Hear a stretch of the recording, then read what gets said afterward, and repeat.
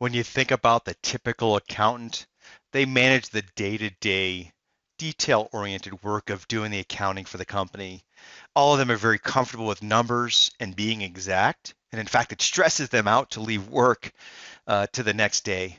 And so doing things right the first time saves time in the long run.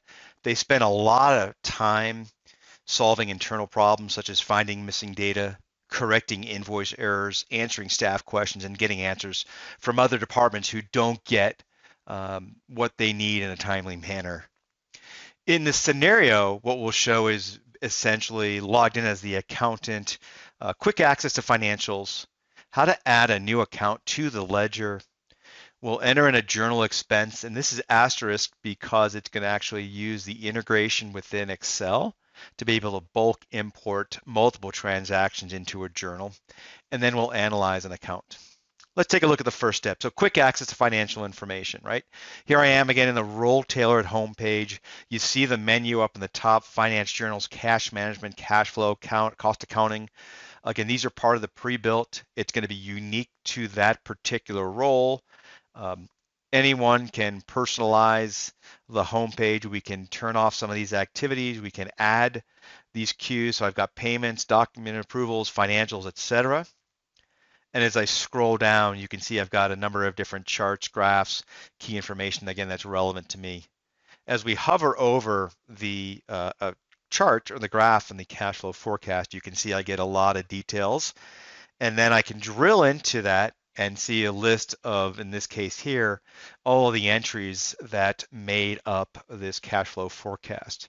And then with the blue hyperlink, you'll see we could always drill deeper into, for this example here, a posted sales invoice, right? So I see the details that made up that number. We'll close that window.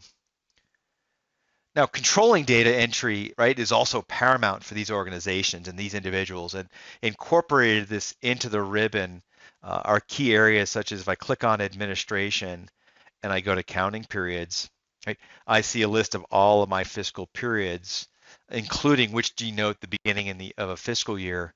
For greater control, the accountant can choose or select, I should say, they can close select periods to ensure that no transactions are posted. And then you can always return back to the home page here. And so while most key tasks are surfaced on the role-tailored homepage, that accountant user is also interested in specific reporting needs. And to quickly and easily access that report from the role-based homepage, we provided, for example, the trial balance. If I want to grab the detail summary report, and there it is for me. Right, a detailed trial balance is presented in this preview mode. We could certainly export it or output it to Word, Excel, as well as a PDF. We'll close that out. And then the next step, right, is around how do I add a new account to the ledger? So you think about it, the business grows and the accountant needs to add a new account for travel expense. We didn't incorporate that. So currently there isn't one for travel, and we need to sort of now track that expense. So I'm here, and again, hard-coded right on the home page. I don't have to click or navigate to my chart of accounts. I can see all of my chart of accounts, and let me do a quick search, and I notice that travel currently is not set up or nor is used for tracking in our general ledger. So we're going to go ahead and add a new account. And I simply add in the GL number, 61,150. I'll enter in the name for travel. And then you just have to choose an account category. So that's obviously going to be an expense. And then I'll select on the subcategory travel expense, and I close out the window. And that's now saved. It's a posting account. It's on my income statement, and it's tracked as a travel expense. So that was a very simple and easy process for anyone to add or to the accountant to add. Well, now I need to track an actual entry off of that account. So let's go ahead and enter the journal entry. So in the same list, I have my filter on travel. I'll select on general journals, and we'll just open up the default journal batch. And so I've got it towards a GL account. I'll go ahead and select my search, and I could type in, right, 61,150, select on travel. Let me scroll over to the right and enter in that amount. And I could be done with this journal entry. However, we want to leverage some of the other capabilities within Business Central. So if I select on Navigate, I want to apply this to a dimension or to a business unit.